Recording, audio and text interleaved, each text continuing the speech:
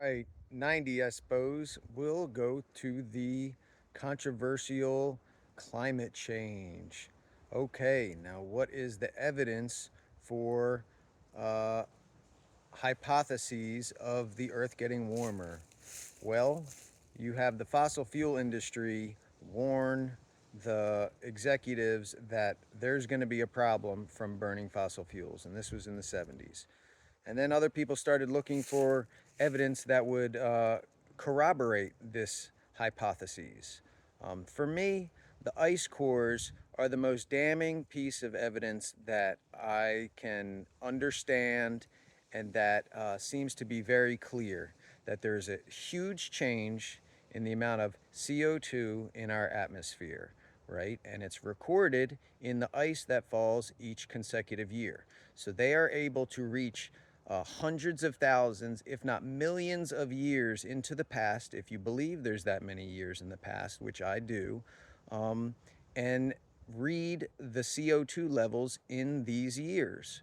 So then they chart how much CO2 was in the ice from every single year back hundreds of thousands of years, and they show that the level now is off the charts, right? Never been this high in a million years. So what is that going to do? Well, they have hypotheses and they're testing them, but these to me are good indicators.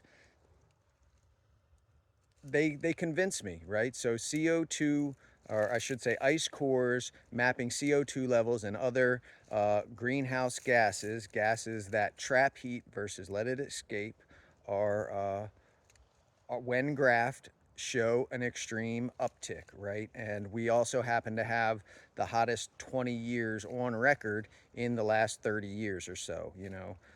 Every single year is hotter than the previous year. Go ahead and look at the numbers. Maybe you think everybody in the world is in cahoots, but I find it hard to imagine that people in Liberia are lying about their temperatures, or people in Siberia, or people in Canada just want to lie about their hot temperatures, and it's all a conspiracy. I have trouble believing that. So we'll see what type of storms and floods we keep having, and how much the sea level rises, and people can make their own decision of what we're going to do about it. But to me, the issues are coming: the storms, the floods. So flood insurance program, you know, it's been underwater for a long time now. This is something that the government needs to deal with. That would be a legislative priority.